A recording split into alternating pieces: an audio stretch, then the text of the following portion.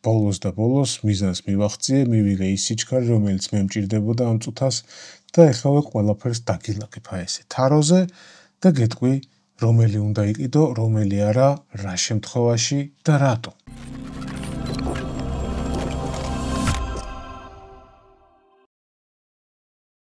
რამოდენიმე ასეული თუ არა $1000 მაქვს დახარჯული აი ამ SSD-ების ყიდვაში, იმიტომ რომ მე როგორც წესი დიდ ფაილებზე მიწევს მუშაობა, RAW ფაილები მაქვს, რომლებიც უზარმაზარია და ყოველთვის მუდმივად აი ესეთ მსგავს უაზროდ დიდ ფაილებზე მუშაობ ხოლმე. ამიტომ მე საჭიროება როგორც ყოველთვის და როგორც ჩვეულებრივ მსგავსი საქმიანობის ადამიანები ყიდულობენ ყოველთვის external SSD drive-ებს.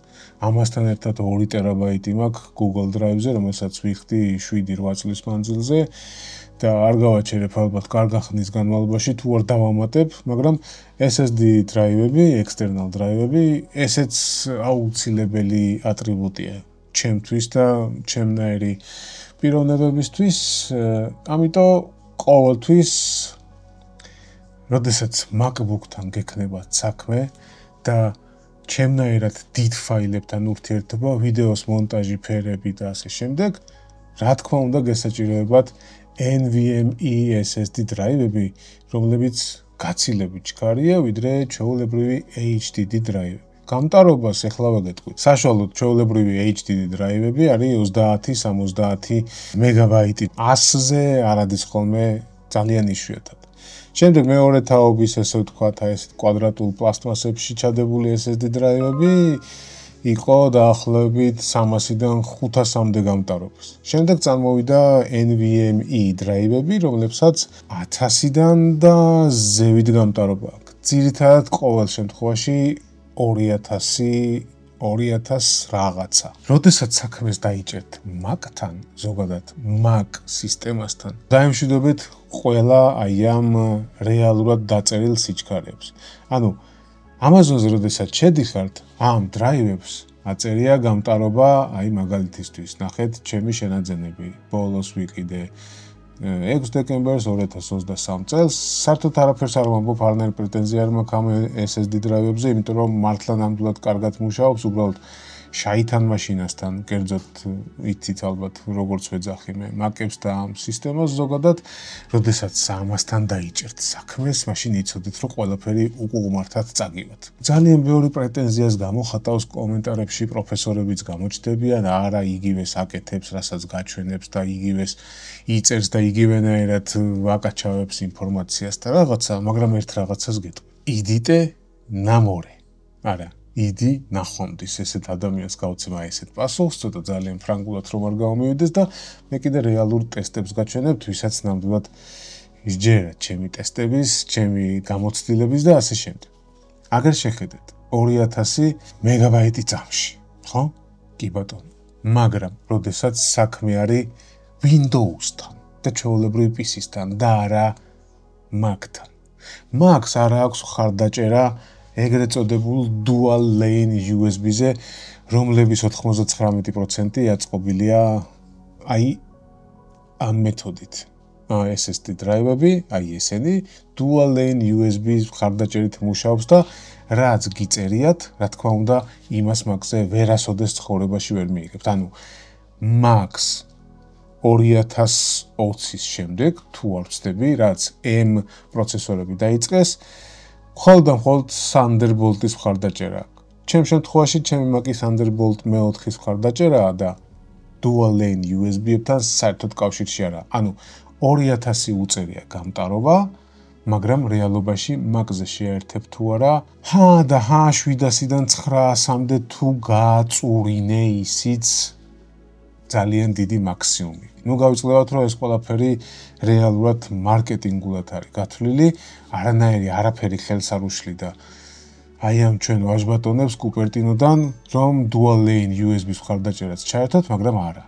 რატომ? იმიტომ რომ მოსულიყავით საიტზე და 2 ტერაბაიტი გეყიდათ $400, რომელიც რეალურად $100 ღირს და 4 ტერაბაიტი, რომელიც აი ეხლა ბოლოს შევიძინე და რეალურად რაღაც სიჩქარეს მივახციე, ამაზეც მოგიყვებით. $1000 უნდა დახარჯო იმაში, რაც მე გამომივიდა დაახლოებით 400 რაღაცა $. მთლიანობაში. 500 ყოველ შემთხვევაში ნახევარი მაინც. შეხედათ 4 ტერაბაიტი $1000. ეს $500. ხო, მარკეტინგულად იმისათვის რომ მოხვიდე და პირდაპირ MacBook-ი შეუკვეთო, აი იმ ესე ვთქვათ, იმდენი ტერაბაიტი რამდენი ჩვენ გინდა, უნდა დახარჯო 2 მაგი, 3 მაგი, 10 მაგი და ასე შემდეგ. ხო, 8 ტერაბაიტი $2200. როდესაც შენ შეგიძლია 8 ტერაბაიტიანი SSD დრაივი იყიდო Amazon-ზე Western Digital-ის მაგალითად $500. 2200 და 500. დაამატე ამასთან კიდე გამბაჟება და 100 რაღაცა $, კარგი, $600. ძალიან დიდი ხანი უყურებდი YouTube-ზე, მაგრამ რა თქმა უნდა, ამ სექტის წარმომადგენლები არც ერთი არ გეუნებიან, რომელი უნდა იყიდო, რატო უნდა იყიდო, რომელი უფრო კარგად ატარებს სიჩქარეს, Mac-ის შემთხვევაში PC-ზე არ მაქვს საუბარი, ზოგი ახტება, ეხლა ზოგი დახტება, Mac-ი მაინც მაგარიაო, ძალიან ჩქარას გაჩვენებს ყველაფერსა და რეალურად გინდა თახტით, გინდა ჩამოხდით, გინდა გაწახდით, რაც გინდა ისკენით, რეალობა ესეთია, მკაცრია. იმ შემთხვევაში თუ დიდ ფაილებზე მუშაობ, თუ ჩემსავით არენდერებ, ჭრი, კერავ, ვიდეოებს და ფერებზე ან ვიზუალ ეფექტებს აკეთებ Mac-ზე. რატომ უნდა გააკეთო, არ ვიცი, მაგრამ მე ყოველ შემთხვევაში მიწევს მანამდე, სანამ ჩემს PC-ს ავაწყობ ისეც როგორც მე მინდა, მაგრამ მაინც ჯერ სხვა გზა არ მაქვს.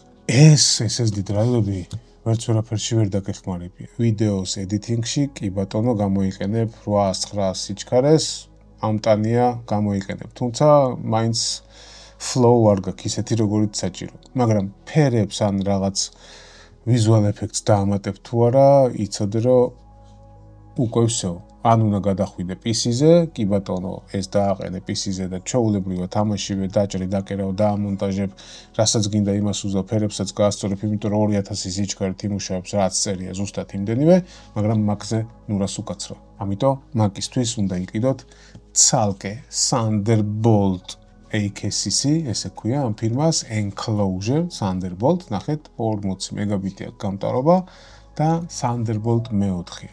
ჩემს შემთხვევაში Thunderbolt მე-5 არა აქვს ჩემს MacBook-ს, იმიტომ რომ MacBook 2 Pro არის და ამიტომაც 40 გიგაბაიტიანი ყელში ამოვიდოდა.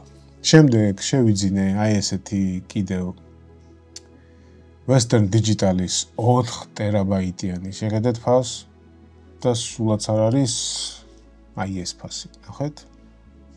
4 ტერაბაიტი $1000, 4 ტერაბაიტი $250. სხვაობა დათვალეთ, დავუმატეთ ამის ფასი, თვითონ აი ამ enclosure-ის, სადღაც $50-70 დავუმატეთ ეს, ანუ $300.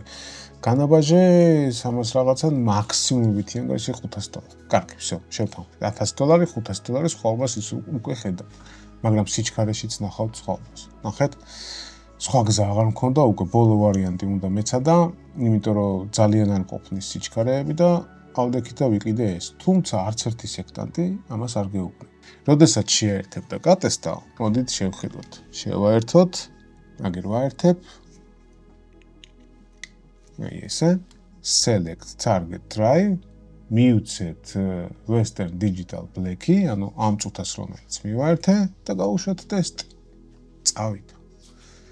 შეხედეთ 2795, 2786, ანუ ჩაწერაც 2700-მდე ადის, წაკითხვაც 2700-მდე ადის. თუ დააკვირდებით, კულერიც უყენია.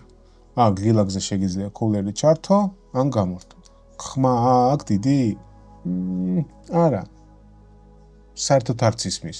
დაჟე ეხლა მიკროფონში რო ლაპარაკობ, ახლოსაც არ მოდის ხმა და საერთოდ ყურთანაც არ გიშლის. მით უმეტეს, როდესაც სადღაც იქით გაქვს გადაგდებული გვერდზე კომპიუტერთან. ეხლა მოდი მივაერთოთ ნებისმიერი მათგანი, რომელსაც 2000 უწერია ჩაწერა და წაკითხვა, მაგრამ Mac-ზე რეალურად 2000 არ მუშაობს.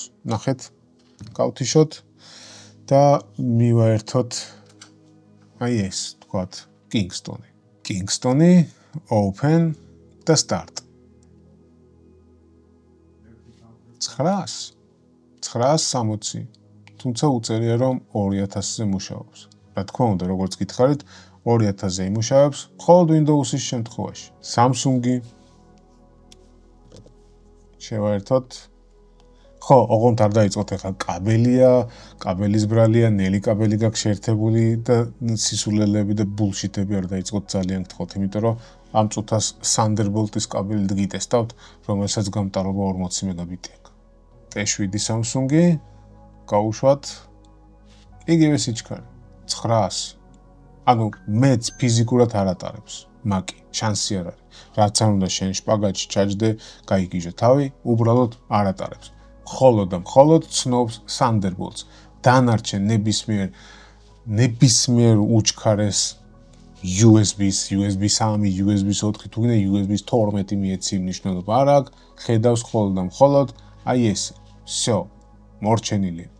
აქედან გამომდინარე, მივდივართ იმ დასკვნამდე, რომ თუ მუშაობ Mac-ზე, დიდი ზომის ფაილებზე, დიდი ინფორმაციის გადაწერა გადმოწერაზე და გესაჭიროებათ editing-ის დროს, თქვა, ფერების გასწორებას და ესეთი ჩახლართული თემებთან გაქვთ საქმე, ხო, რა თქმა უნდა, სულაც არ მაქვს საუბარი, ვინც Mac-ზე რაღაც ბრაუზინგზე, რაღაცა ძალიან პატარა ფაილებზე, REC 709-ზე, არა ლოგარითმულ გამებზე, არა RAW ფაილებზე, RAW ფორმატებზე და მსგავს რაღაც უზარმაზარ ფორმატებზე თუ არ მუშაობთ, ჩათვალეთ, რომ აი ესენი ყველას ყელში ამოგივათ, ზედვე დაკერავთ, ზედვე დაამონტაჟებთ, მაგრამ არა მაგაზე მეტი. ანუ თუ ფერებს ასწორებ, რაღაც ვიზუალურ ეფექტებს ამატებთ და ასე შემდეგ, 800 და 900 სიჩქარე უკვე აღარ გამოგადგებათ დამიჯერეთ. ამიტომაც გადმოვედი აი ესეთ რაღაცეებზე. ამის შემდეგ დავინახე უკვე რეალური სიჩქარე, დავწუნდი იმაში, რომ თურმე Thunderbolt-ი უნდა მეყიდა და ესე გარედან ამეწყო, ძალიან ბევრი ვიყიდე იმისათვის, რომ გამეტესტა ჯერ მეგონა, რომ აი ეს არ მოერგვა Mac-ს, ან არ მოეწონა Mac-ს, ესეც ვიყიდე, ორი ცალი, ესეც ვიყიდე, არც ერთი რო აღარ მოერგო, მე მივხვდი, რომ რაღაცა ნიტო იყო. ვიყიდე Thunderbolt-ი, ვიყიდე ცალკე გარე SSD დრაივი, ჩავამაგრე ამ Thunderbolt-ში და ხო ისაუცრება ყველაფერმა დაიწყო მუშაობა. გამტარობამ აიწია 2.5-ჯერ. ანუ 2700-2800 ჩაულებრივად ანახებს გამტარობას. და ერთი დალოცვილი დისკით ვიმუშავებ ყველაფერზე. როგორც იქნა, დავისვენ. დღეს ისეთი გამოცდილება გაგიზიარეთ, რომელიც ძალიან ბევრ ფულს, ენერგიას, ნერვებს და დროს დაგაზოგინებთ. კომენტარებს ველოდები თქვენგანაც უკავშირს, თუ მსგავს სიტუაციაში იყავით, აგერ გამოსავალიც მოგიწევთ.